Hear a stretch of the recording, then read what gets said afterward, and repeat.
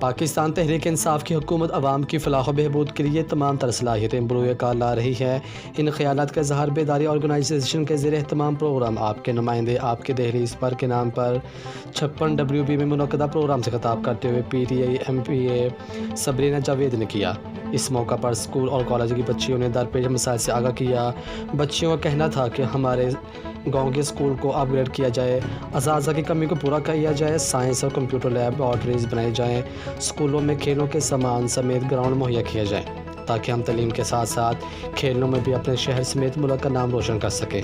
بچیوں نے دور دراز سے تعلیم میں حائل سب سے بڑا مسئلہ ٹرانسپورٹ پر بات چیت کی کہ دور دراز کے علاقوں میں سفری سہولیت نہ ہونے کی وجہ سے بہت ساری بچیاں اپنی تعلیم جاری نہیں رکھ سکتی۔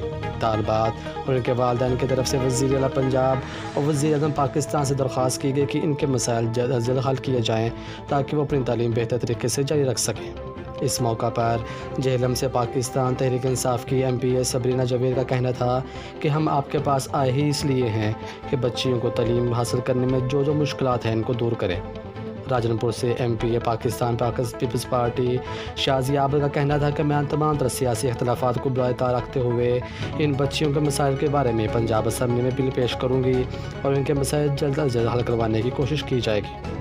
تقریب کے آخر میں طالبات نے پنجاب حکومت کے نام لکھے گئے اپنے خطوط کی فائل MPAs کو پیش کی، جس پر انہوں نے طالبات کو یقین دہانی کرائی کہ ہم آپ کے مطالبات وزیر اعلیٰ پنجاب سردار عثمان بزدار کے سامنے پیش کر کے حل بھی کروائیں گے۔ District coordinator VC Yasmin Fatima نے آئے ہوئے تمام مہمانوں کا شکریہ ادا کیا۔ مزید خبروں اور تفصیلات کے لیے دیکھتے رہیے پاسبان لائیو نیوز HD۔ آپ ہمیں Facebook اور YouTube پر بھی فالو کر سکتے ہیں۔